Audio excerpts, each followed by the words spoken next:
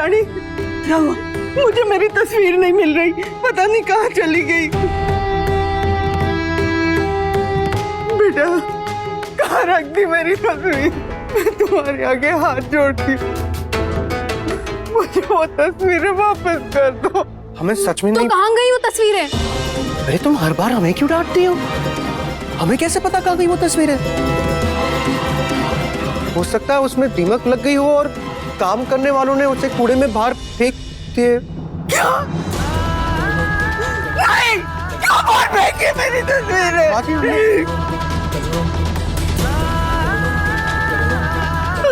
वो मेरी पति की तस्वीर थी, मैं रोज सुबह उठ के उसे देखती थी। अब उसके बिना मैं एक पल नहीं जी सकती। सीता माँ,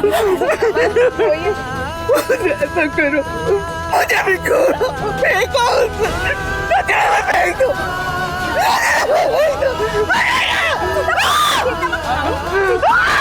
सीता माँ,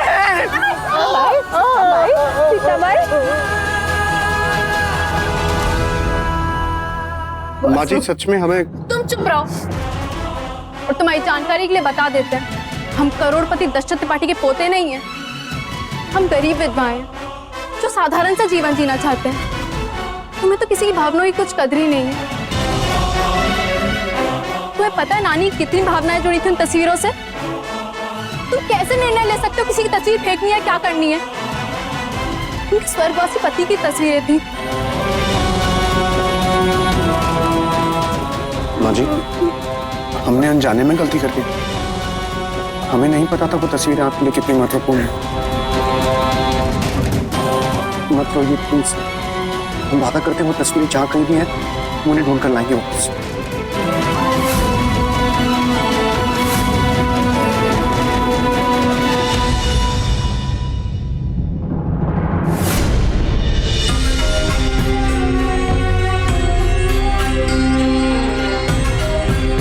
बाबूजी, वो शालिनी।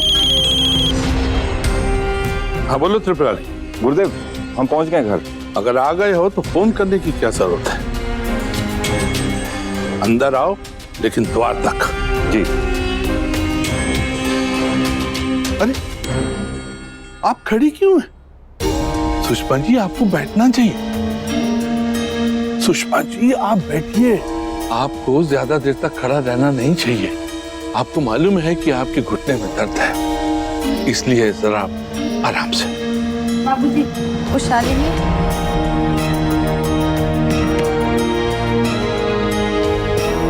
प्रणाम गुरुदेव।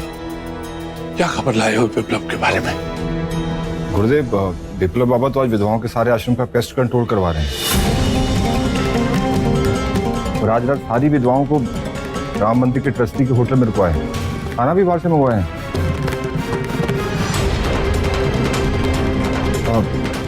गुरुदेव, हमको तो लगता है कि बाबा उन सबके साथ बहुत ही खुश हैं, काफी घुल मिल गए हैं। गुरुदेव, वो धानी, उसके साथ तो बाबा आश्रम के सारे छोटे मोटे काम भी करवाते हैं। साफ सफाई, सामान इधर उधर रखना, जाने क्या कर रहे हैं गुरुदेव।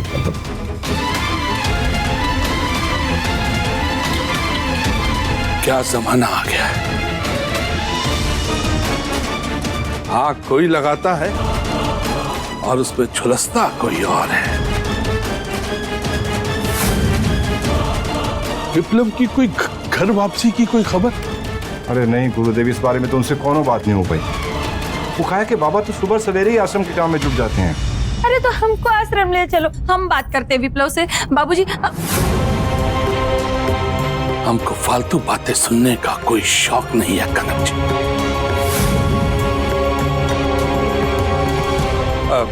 तुम एक काम करो जी। तुम विप्लव के पास जाओ और उससे जाके कहो कि उसकी दादी की तबीयत ठीक नहीं है। उसके वियोग में उसने खाना पीना बंद कर दिया है। वो भागा भागा चला आएगा। ऐसा कहना ठीक होगा? आप चाहती हैं कि विप्लव घर वापस आए, तो फिर आप उसके लिए थोड़ा सा नाटक नहीं कर सकते? आप एक काम कीजिए, आप विप्लव के मनपसंद लड्डू लेके आइए, वो हम भेजते हैं। ये ठीक रहेगा। जब उसको लड्डू मिल जाएंगे तो खुश भी तो हो जाएगा।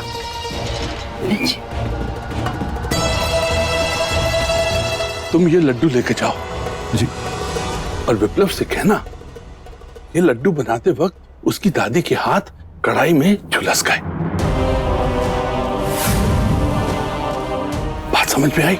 जी जी गुरुदेव। जा। बाबूजी, अब तो हमारी बात। जी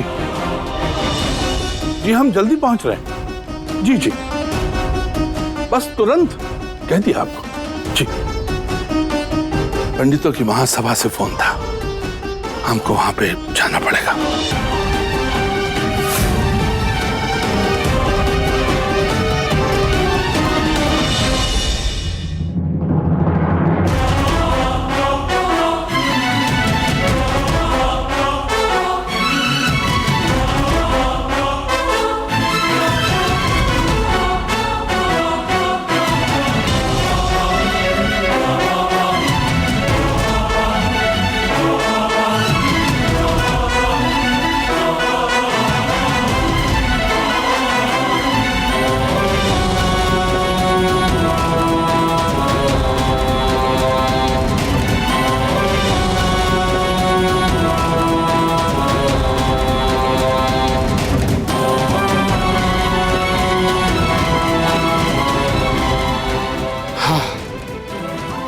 सॉरी अंकल जी, गलती से आपको यहाँ फेंक दिया। बॉस कर दिया ना। इतने सालों से यही अपने पति की निशानी संभाल के रखी थी। एक ही तो सहारा था मेरा जीने। नानी मत रोइए ना, आप ऐसे रोएंगे तो कैसे चलेगा? सीता माई आप तो सबसे बड़ी है, जिंदगी का तजुर्बा सबसे ज्यादा है आपको। आप तो जानती हैं कि हम लोगों की किस्मत में अपने लोगों का साथ नहीं है, फिर रोने से क्या फायदा। कहा हुआ पुट्टे लग गई है, वो तो आपके मन में ना है, आपके दिल में है। ऐसे मन मत छोटा करिए।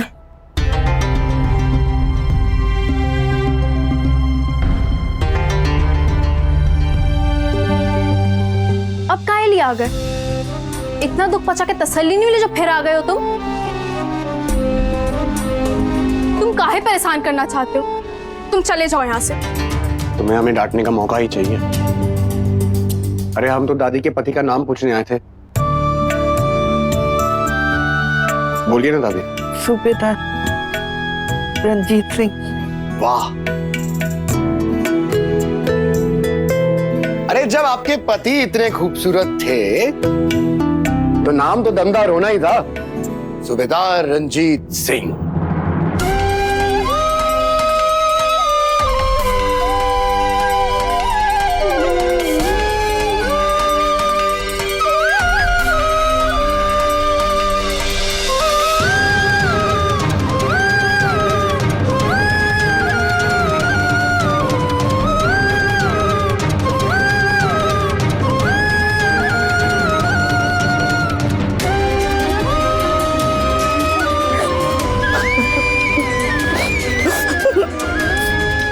दादी अब तो तस्वीर मिल गई, अब क्यों रो रहे हैं आप? हम आपको दादी बुला सकते हैं ना?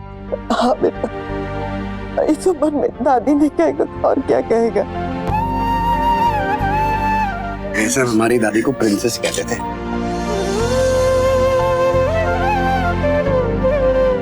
प्रिंसेस मतलब राजकुमारी। क्या है, बचपन में हमें भूतों से बड़ा डर लगता था, तो दादी हमें हमेशा अपने पास ही रखती थी। लोरियां सुनाती थी, कहानियां सुनाती थी, उसके बिना हमें नींद नहीं आती थी। आपको देखते तो हमें हमारी दादी की याद आ जाती है।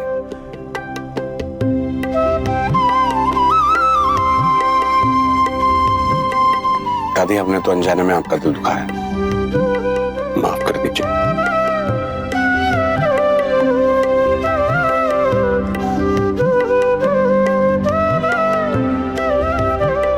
कुछ दिनों पहले इसी तरह हमने हमारे दादी का भी दिल दुखाया था। वकील साहब, आपसे मिलने ये त्रिपुरारी जी आए हैं। अच्छा,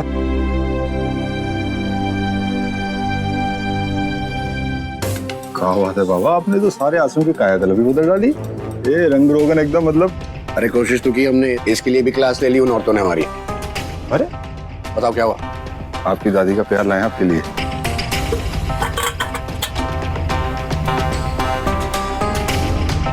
अरे बाबा, बड़ी मालकिन तो बहुत ही खुश हैं कि आप इन सब लोगों की मदद कर रहे हैं। इसलिए तो बुखार होने के बावजूद आपके लड्डू बनाए हैं। दादी को बुखार है? हाँ बाबा, वो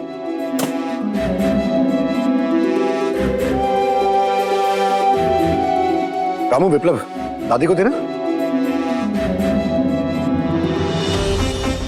बड़ी मालकिन, विप्लव बाबा का फोन है, आपसे बात करना चाहते हैं। कैसे हो बेटा? क्या हुआ दादी, आपकी तबीयत ठीक नहीं है? हाँ, अरे वो क्या है ना, हम लड्डू बना रहे थे तो हमारा हाथ फिसल गया, इसलिए जल गया। लेकिन चिंता की कोई बात नहीं बेटा, सब ठीक है, बिल्कुल ठीक है। पर त्रिपुरारी तो कह रहा था कि आपको बुखार है। अरे वो तो पहले तय हुआ था, वो त्रिपुरारी भूल गया।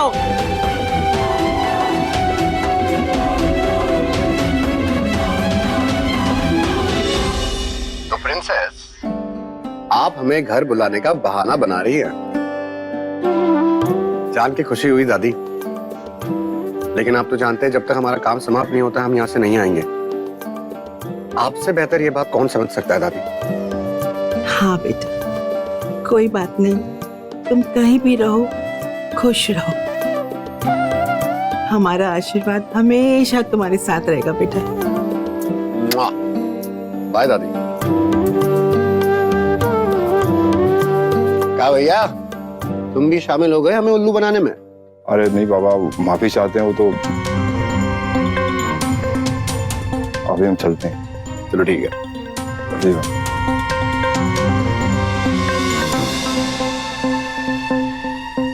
त्रिपुरारी,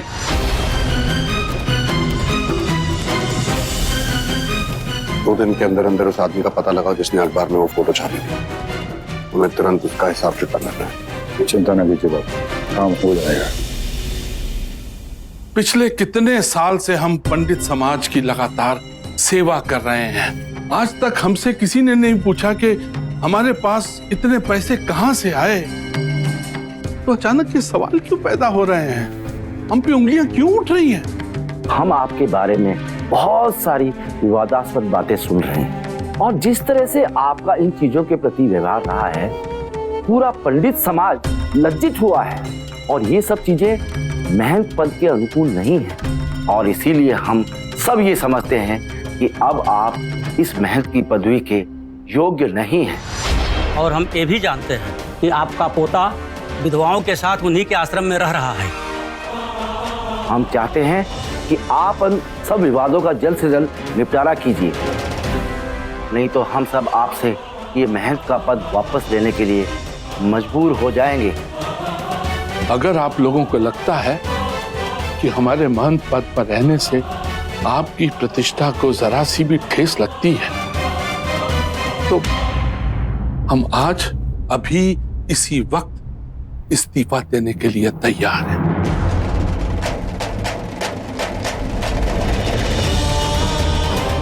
लेकिन हमको थोड़ा सा समय दीजिए ताकि हम उस आदमी को पा सकें जिसने हम पर गलत इल्जाम लगाया और आप जैसे महानुभावों को भ्रम में रखा। एक बात हम कहना चाहते हैं, भोलेनाथ की कसम, वो आदमी हमारे प्रकोप से कभी नहीं बच पाएगा।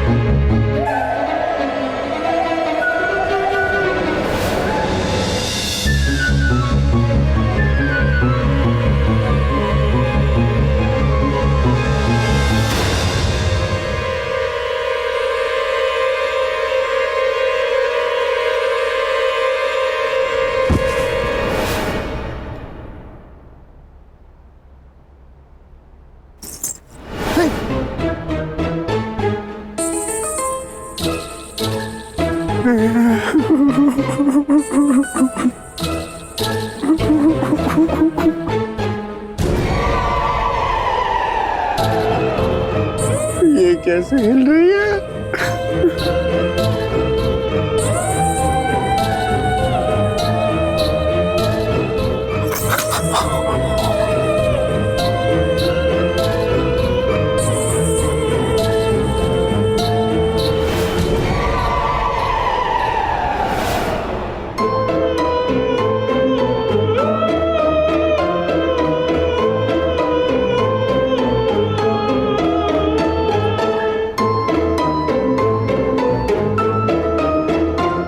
अरे विप्लव, तू भी हमों का डर रहे हो यार, कोई डरने की बात।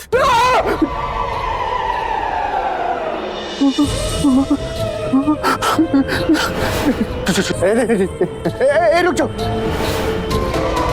स्टॉप रुक। हे भगवान, हे भगवान, हे भगवान, दादी, बाप रे।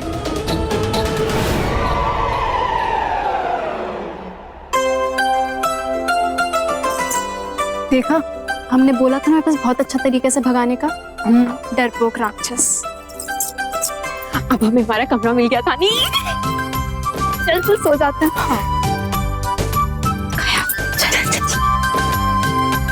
डरपोक राक्षस गया। इतना गंदा, कितना डरपोक है वो। फेंक देगा उसका सामान। धानी, हम हमारे कमरे में वापस आ गए। आज ना हम चैन की नींद सोएंगे। अरे धानी, खिड़की बंद कर दो ना, मच्छर आ जाएंगे। हाँ।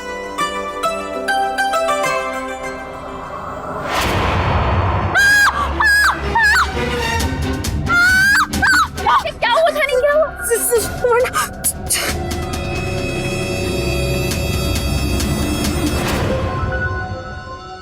धानी क्या हुआ? कुछ भी तो नहीं है वहां।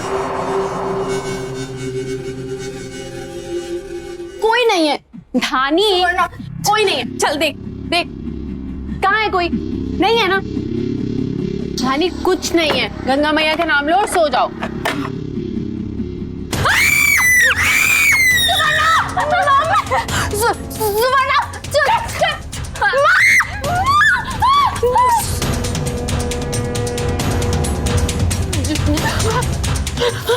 सुवर्णा भाग।